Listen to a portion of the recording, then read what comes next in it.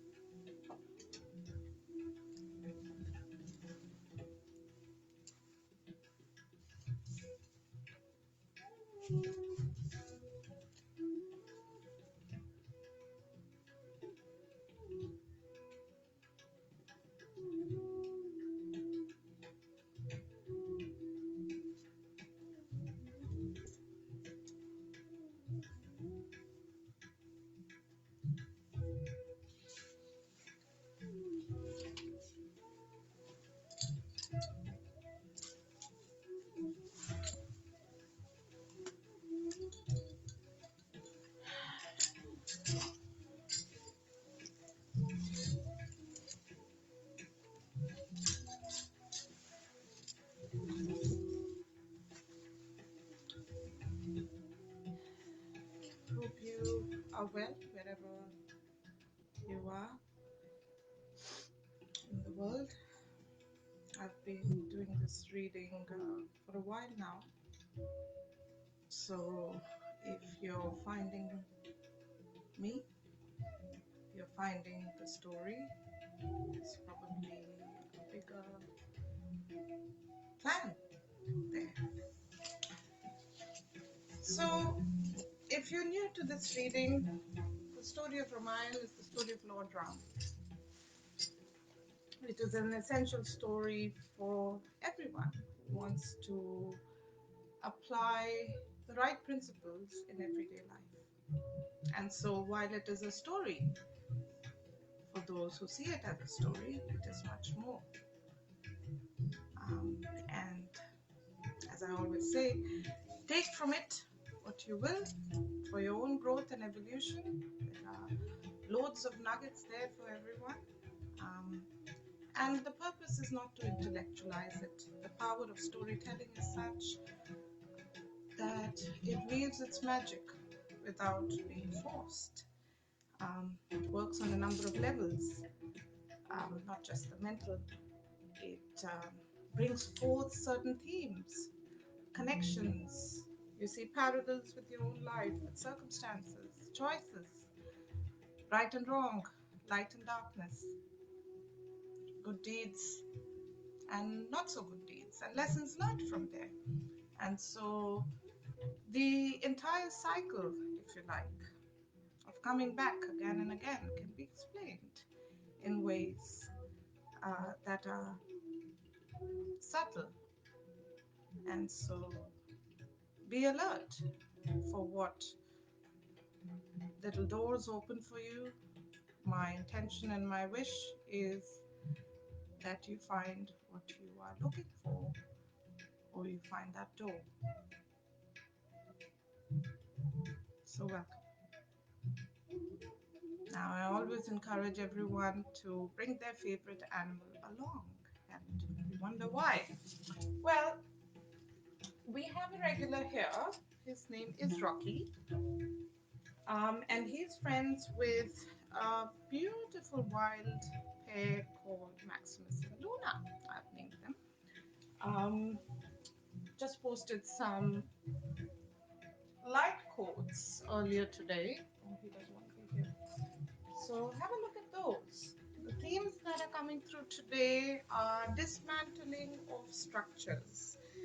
And what I mean by that is dismantling of anything that is not serving a higher purpose, both at individual and collective level. So I'd ask you to be very aware of the themes in your own life and what the story is bringing up for you. So the structure of the reading, if you're all settled in, is to open the space, do the reading and close the space. And we do that because while we cannot see everyone who's present, there are beings that come when they are acknowledged. And everyone loves a good story. Um, I certainly do. I have a few animals that make weave in and out in the story. That's perfectly natural. Um, and yeah, enjoy the story. So let's start. Are we doing on time? Okay.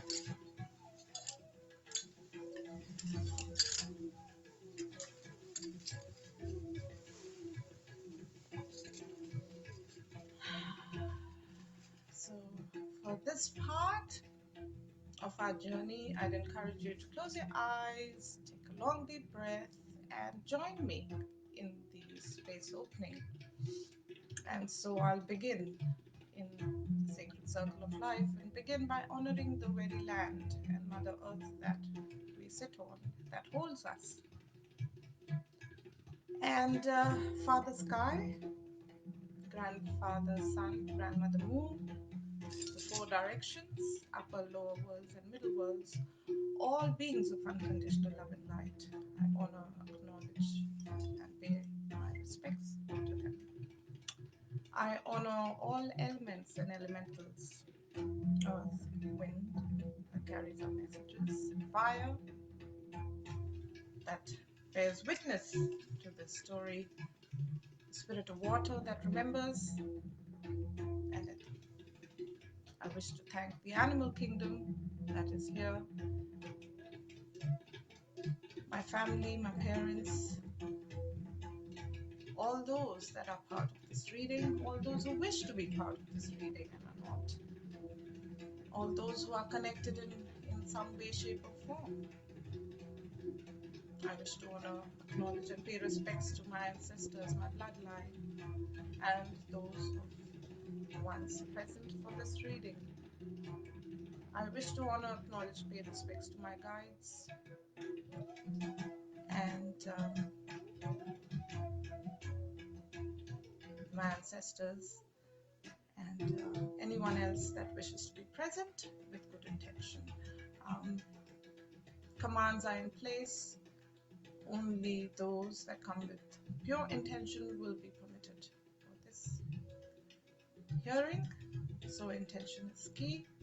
That means if anyone that is not coming from a good place but has pure intention, anything dark, wishes to be present, can be with the sound attendance only. I give the story and all the blessings that come from it to the people who hear it, to the planet as we need it right now in the ascension process, and to Lord Shiva, the great Lalita Tripura Sundari, and Lord Ram and Sita. So welcome. Okay. So last time,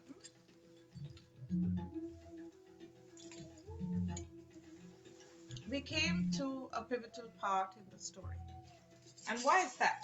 Because so far, Ram and Lakshman were traveling in the forest with the sage, and we heard a couple of stories.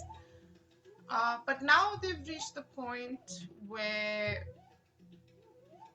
Ram finds the bow and is able to pick it up, and this is Lord Shiva's bow, so it's very hard based on the stories of the past. So we've reached that point where Sita's hand in marriage has been requested, and so the word is sent to her parents, and the story continues. Okay. Just check out time.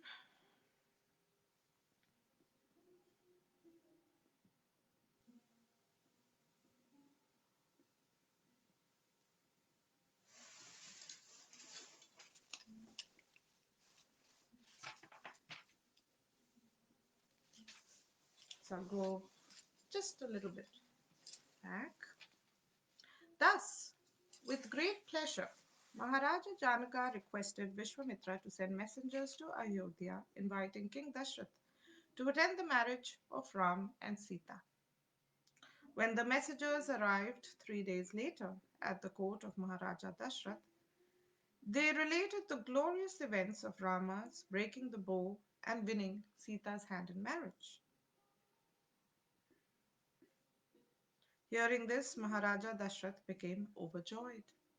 Then, after consulting with Vashisht and Vamadeva, Maharaja Dashrath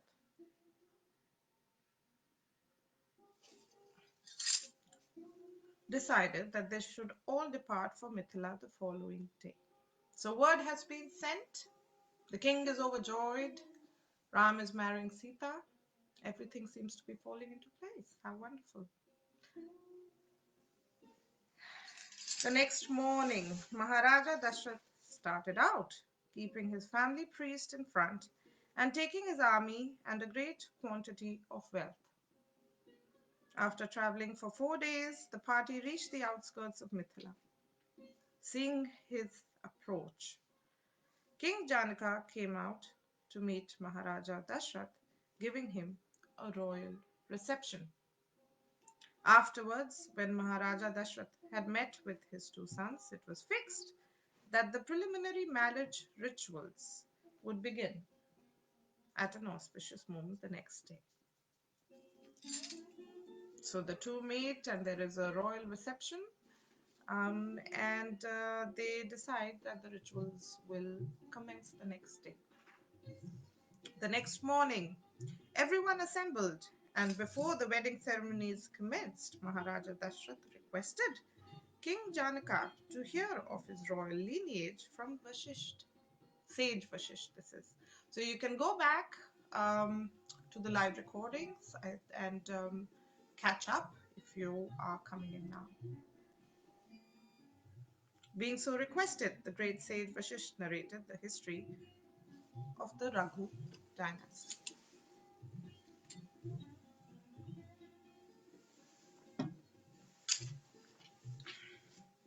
Marichi was the direct son of Lord Brahma, and Marichi's son was Shapya. From Shapya was born Vivaswan, the sun god, and Vivaswan's son was Manu, the son of Vasvatu. Manu was Ikshvaku, who was the first ruler of Ayodhya. Many generations later, in the Ikshvaku line, came Bharat, whose son Asita was conquered by his enemies. Now, for those of us who are not Indian, Bharat or Bharat is also a name given to Mother India.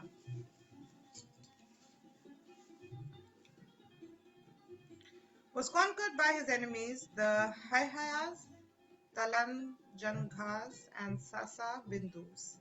Being defeated, Asita decided to retire to the Himalayas along with his two wives. So we're getting a bit of the background of the royal lineage, if you like. When Asita passed away, one of the widows named Kalindi was pregnant. The other widow became envious of her and mixed poison in with Kalindi's food, desiring to kill the child within her womb. When Kalindi began to suffer the effects of the poison, the great Rishi Chyavana happened to arrive at that spot. Kalindi tearfully sought his blessing so that her child might live. The Rishi assured her that a son would be born along with the excreted poison. Because of these unusual circumstances, Kalindi's son was named Sagara, or one who was born along with poison. So it's interesting to see that at this time, in this age as well, the same forces, if you like, take over rational minds of people. In this case, poisoning another woman who was pregnant. These questionable deeds. And you see these over the ages. You see as man evolves, how people treat each other and what the deeds are. And that in itself is sufficient to tell you about the evolution of that race, if you like. So it's interesting to see what happens here and what you can take from there. Later on, in the line of Ikshwaku, the great grandson of Maharaja Bhagiratha, named Pravradha, was cursed by Vashish to become a Rakshasa, or a demon, and thus he came to be known as Kalma Sapada. There were many great kings who descended from the Ikshwaku line, such as the Ambarasa, Nahusa, Yayati, Nabhaga, and Aja, the father of Maharaja Dashrath. I do apologize if the names are a bit difficult. But yeah, as long as you get the essence and you are deep in the story, I think we should be fine. After describing their histories, as well as many others, Vashisht formally requested King Janaka to give away his two daughters, Sita and Urmila, in charity to Rama and Lakshman. Now, Lakshman is Rama's brother, for those who are joining us now. Janaka Maharaja then described his own genealogy, beginning with King Nimi and concluding with his own father, Rasvaroma.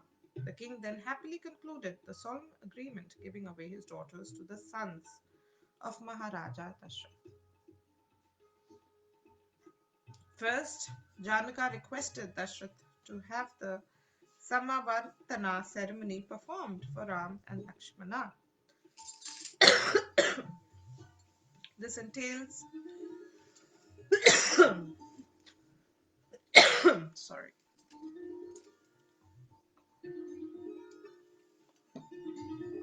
This entails shaving the head and underarms when a student returns home from the Gurukula. Now, Gurukula is like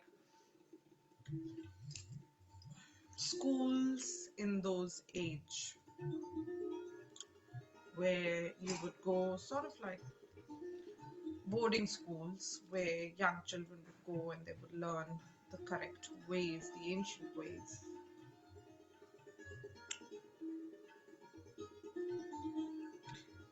Then the fire sacrifice was fixed for 3 days later at an auspicious time. Now, the fire sacrifice is very important in the Indian tradition, and as we can see here, we have the fire as witness as one of the elements. And so the fire ceremony is a significant event, and now we see that it was fixed for 3 days later. So just a point to be noted there. Vasisht requested that the two daughters of King Janaka's younger brother, Kusadhvaja, be given in charity to Bharat and Shatrughan. Janaka agreed, and when the Samavartana ceremony was performed, Maharaja Dashrath gave away 100,000 cows in charity to the Brahmins for each of his 4 sons. Now, the Brahmins are the priests. Okay. Thereafter, at the auspicious hour known as Vijaya, on the day chosen for the marriage, Vasisht approached Maharaja Janaka and said, "O king, the ruler of Kosala and his 4 sons, wait outside for he who shall give away his daughters. Let the auspicious wedding sacrifice now begin without delay." Thereafter, Maharaja Dashrath escorted his 4 sons into the sacrificial arena, while Vashisht Muni, or sage, prepared the sacred altar, decorating it with sandalwood paste, flowers, potted plants, bowls filled with scented water, grains, incense, and pots of turmeric, along with other auspicious articles. So the preparations have begun. Okay, dates fixed. They've had their introductions, pleasantries, understanding of where they've come from, which is really important, because in India the marriage is not seen as a marriage of 2 people. It it was a marriage of two families, if you like. Thereafter, Maharaja Dashrath escorted his four sons into the sacrificial arena, while Vashisht Muni prepared the sacred altar. So we've done that. And so when all was ready, Vashisht lit the fire and began offering oblations, while other Brahmanas chanted Vedic mantras. King Janaka then escorted Sita, who is the daughter who was marrying Lord Ram, into the sacrificial arena and seated her next to Rama. With a voice trembling with emotion, Janaka said, "O noble prince, this is my daughter Sita. Please take her hand and accept her as your lifelong partner. She is a reservoir of all auspicious qualities and will forever be devoted to you as faithfully as your own shadow." So here the father is making, these statements, if you like, to Ram, reassuring him about the value of his daughter. Then, as the Gandharvas sang and Apsaras danced with joy, and so these are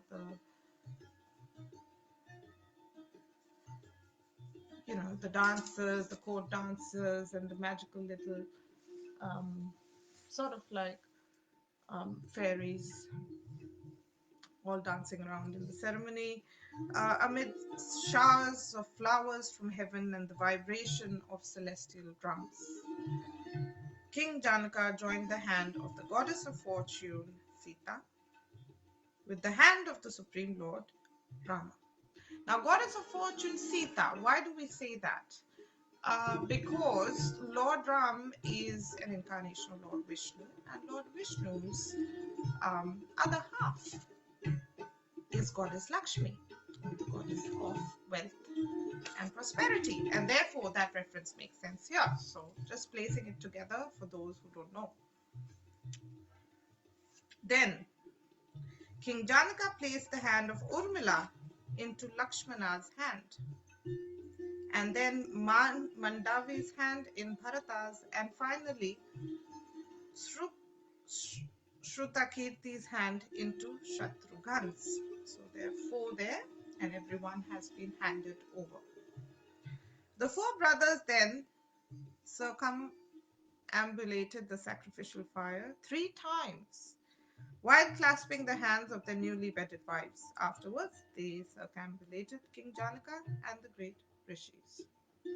Upon gaining Sita, the embodiment of all loveliness and virtue, Ram felt unlimited satisfaction and happiness. So it is a moment of bliss for the couple. Similarly, Sita felt unprecedented bliss upon achieving her beloved Ram, the lord of her heart and the emblem of goodness, chivalry, intelligence, and handsomeness. So it is a match made in heaven, and it is beautiful. And we get a glimpse of that. So let's keep going. How are you going there, Rocky? I think everyone's going really well. Okay, I've got these little things here. Sita and Rama were equally endowed with transcendental qualities of form, beauty, behavior, age, and nature. Dedicating their hearts to each other, Sita and Rama shone resplendently, just as Lord Vishnu shines in the company of his divine consort, Goddess Lakshmi. So, that's what we were talking about. It was a match made in heaven. It was beautiful, and they came together, and it was part of the great plan. So, it was hard, and he left his kingdom, and all of that, but,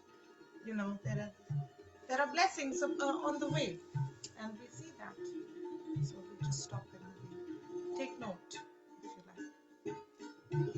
Even today, the great opulent marriage festivals are enjoyed universally. God himself has kindly shown us that a man and woman can enjoy a successful marriage by combining to serve the Lord.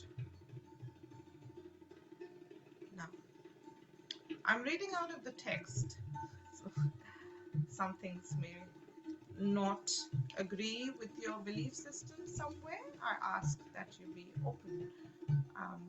Reading out of the text, and like I said, you take what you will out of the story. This story cuts across religious divides, cultural barriers, belief systems, and constructs. So just be a bit open. The text says, human beings should not mate simply out of sex impulse like cats and dogs, for the way of beasts is characterized by fear, suffering, and rebirth. Therefore, every civilized society has some systematic arrangement for a happy married life, within the regulations of religious codes aimed at bringing peace and in the best interest of societies and Krishna consciousness living. Eternally related as husband and wife, Ram and Sita are inseparable. So we also see the divine masculine, divine feminine principles integrating, coming together for something bigger. Materialists sometimes want to worship and possess the goddess of fortune without Lord Rama, but this is never possible. Without Rama, Sita turns into Durga, the material energy personified, and to embrace her is to embrace death. However, if we concentrate on pleasing Lord Rama or Lord Krishna, the goddess of fortune will automatically bestow all her blessings upon us. So it's beautiful. I'll stop here. It's beautiful because there is such love, such respect in the relationship. You see that, you sense that, and you will find that as we read through the text. But it's beautiful. We can learn so many things about a successful marriage and respect. And it is not that she is subservient. It is coming from a place of pure love, humility, and deep understanding and appreciation.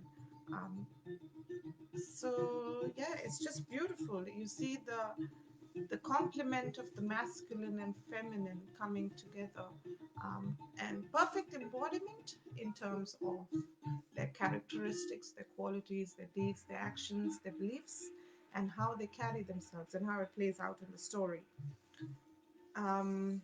So yeah, you can see the love there, that if you don't worship the Lord, you can't please the goddess. Like her happiness rests in his being honored, is the best way I can sort of say it. Gets a bit hard. These things are quite intangible,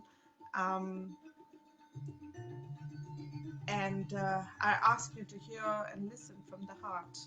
Um, Otherwise, it will remain plain vanilla story, and you lose all the magic and the gems.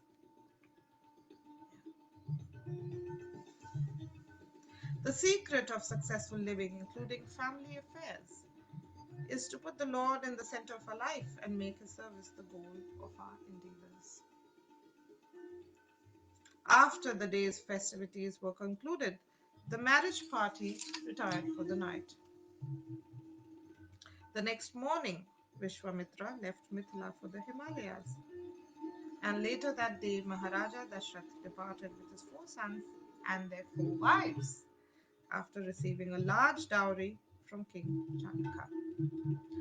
So at that time, royal family dowry was considered normal practice, and so we heard about the 100,000 cows. And that was, you can have your views about whether it was right or wrong, but it was part of the exchange. It was more than, here's some money. This was more, look after this flower that I'm handing to you, is the best way I can describe the emotion and the sentiment behind it. So it needs to be understood in its entirety and context, if you will. On the way back to Ayodhya, Maharaja Dashrath observed the inauspicious sign of numerous fearful birds screeching overhead. So now they're on their way back with the wives. Back to the kingdom. How are we doing on time? 47. At the same time, he saw the auspicious sign of deer crossing his path from left to right. Fearing some impending danger, the king inquired from Vashisht for an explanation. The rishi replied, "The screaming birds indicate some imminent danger. However, the deer crossing from left to right indicate there is no need to worry on that account." So the king asks the sage, "Is this something to be concerned about?" And the sage says, "No, not really. The signs point otherwise." While Maharaja Dashrath and his priest were thus discussing the matter, a fierce wind began blowing, shaking the very earth and knocking down many tall trees. Dust rose up and began to cover everything from all directions. It became so dark that nearly everyone except Maharaja Dashrath, his sons and Vashisht, and the other rishis became bewildered and panic-stricken. So now we have this windstorm that has come out of nowhere. Let's find out what's happening there. Suddenly, the famous and terrible warrior Parasurama appeared with matted hair, an axe on his right shoulder, a bow on his left, and a powerful arrow in his hands. The rishis were surprised to see Parasurama in this ferocious aspect, since previously, after annihilating the Kshatriya community 21 times, he had vowed to give up his anger and remain fixed in the execution of austerities.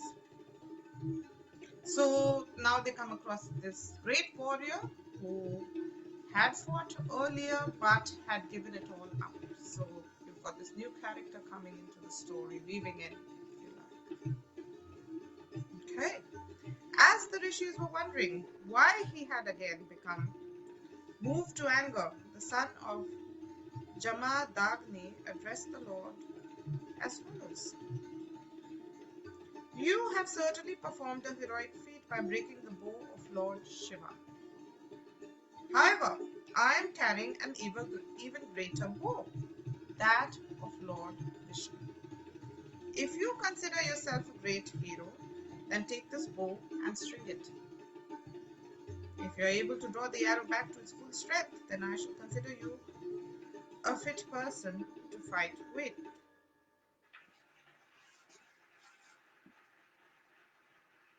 So things are getting very interesting now.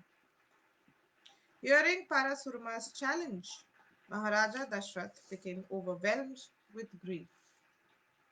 Afraid to lose his beloved son, with a trembling voice, the king pleaded, "O best of the rishis, Parasurama, please desist from your aggressive spirit. I beg to remind you of your vow to give up fighting. After handing over the earth to Kashyap, you retired to Mount Mahendra to perform austerities." So the king is pleading now. He doesn't want to lose his son. Reality is hitting him. Parasurama, however, ignored Dashrath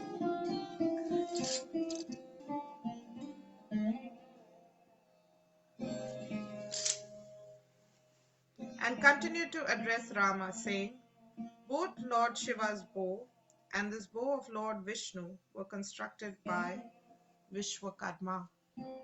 Lord Shiva was given one of the bows to kill Tripura Sura. So Vishwakarma was a very famous person, and we might hear about him soon. He was very good at creating tools, and so he is the Lord that is worshipped on a certain day in India, where all the workers worship their tools and practice. So just a little bit there. One day, after Lord Shiva killed the demon, the demigods went to Lord Brahma and curiously inquired, "Who is more powerful, Lord Shiva O Lord Vishnu. To resolve the doubt, Lord Brahma arranged to create some conflict between the two. As a result, a fierce battle ensued. During the fight, Lord Vishnu cut off Lord Shiva's bowstring and then, simply by releasing a tumultuous roar, he stunned Lord Shiva's senses at the behest of the demigods.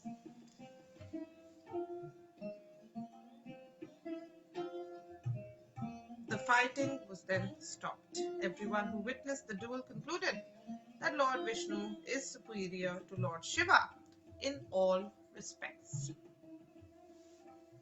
Lord Shiva, however, felt bitter because of his defeat and was insulted by the verdict of the demigods. Thus, in gloom and disgust, he gave away his bow to Devrata, a king in the line of the Iksvaku line. Lord Vishnu gave away his bow to the great sage Rika, who later gave it to his son Jamadagni. However, my father never used that bow, for he had vowed not to retaliate against any wrong done to him. Thereafter, I received the bow from him, and after killing the Kshatriyas 21 times as revenge for Karta Viryajuna slaying my father, I became the sole ruler of the earth. When Shapya performed a great sacrifice so that I could make atonement for killing the Kshatriyas, I gave him the earth as his priestly reward and retired to Mount Mahendra. While there, I acquired great prowess by performing severe austerities. However, when I heard that you had broken the bow of Lord Shiva, I felt compelled to come and challenge you. If you consider yourself a great hero, then take this bow and see if you are worthy of fighting with me. Things are getting heated up now, so stay tuned. I'm going to finish off soon. Without speaking, Lord Rama accepted Parasurama's challenge by quickly snatching the bow and arrow from his hands and took with it his long acquired ascetic prowess. Then, after effortlessly stringing the bow before the awestruck Parasurama, Ram threw the arrow back to its full length. He then declared, "Because you are a Brahmin and related to Vishwamitra, I shall not slay you.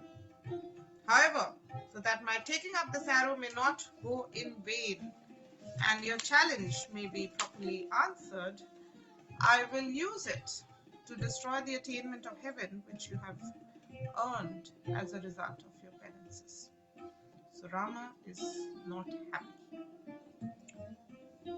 The demigods and celestial rishis assembled in the sky to witness Ram's shooting of the arrow. Parasurama had already been rendered impotent by Rama, and all he could do was gaze at the Lord with wide open eyes. Finally, Rama continued to keep the arrow pulled back to his ear. Parasurama said in a subdued voice, "After I give away the earth to Kasyapa, he ordered me not to reside here again. For this reason, I must leave before night falls. Although my access to heaven has been taken away, I beg you to at least allow me to return to Mount Mahendra, so I may continue my austerities. O Rama, I can now understand that you are Lord Vishnu himself. Thus I am not ashamed at having met defeat at your hands." Now, I might go over today by a few minutes. We are reaching the end of the Balakanda, or the first part of the story. So bear with me if I go over a little bit. Rama silently accepted Parasurama's request and then released the mighty arrow, thus destroying the son of Jamadagni's eligibility for heavenly elevation. Thereafter, Parasurama returned to Mount Mahendra. As soon as he departed, the darkness previously created completely dissipated. From their position in the sky, the demigods glorified Lord Ram with great enthusiasm and showered him with fragrant flowers. Lord Rama then presented the bow of Lord Vishnu to Varuna, and the party continued on its way. Upon returning home, the four sons of King Dashrath began living very happily with their wives. After some time, King Yudhajit, the son of Kekaya and maternal uncle of Bharata and Shatrughan, came to Ayodhya and invited his nephews to come and stay with him. So that should be Kekai, I think it's a misprint. After his two brothers departed for the kingdom, Ram began serving his father and three mothers with great care. Rama also carried out the state administrative functions so honestly and conscientiously that all citizens came to love him very, very dearly. Sita and Rama's natural attachment for each other grew day by day. They became completely dedicated to one another, being bound by each other's beauty and good qualities. In truth, Sita was beauty incarnate, being the goddess of fortune, Lakshmi herself. Within her mind, Sita could vividly read everything in the innermost core of Ram's heart. Being always determined to please her husband and acting as the emblem of womanly gentleness and chastity, Sita was soon able to bring the heart of Lord Rama under her control. Not in a bad way. Beautiful. Okay, so we're just there. So we have finished the first set of this book. Beautiful. Thank you. So I'm just going to quickly close the space and send back everyone who came and was part of the reading today.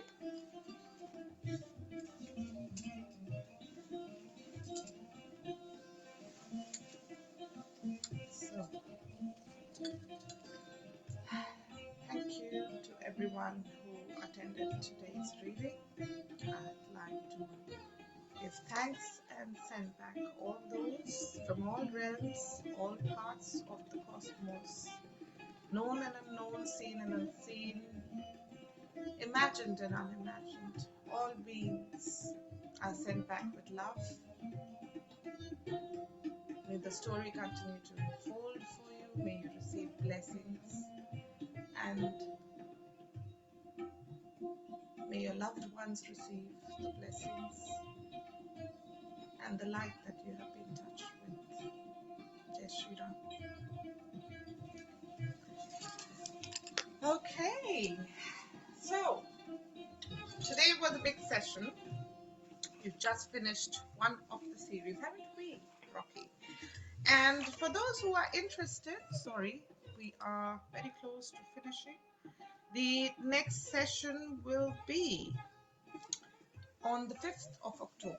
Same time, same place. If you need to catch up, you can go to my page and all the recordings after session 5 are there. If you're wanting to catch up anytime before, you can send me a PM and I'll be able to send you those recordings. So, thank you again for attending today's beautiful Ramayana reading. Many blessings to you and your guardians in your kingdom. Stay safe during COVID and shine your light. Jai Shri Ram. Bye bye.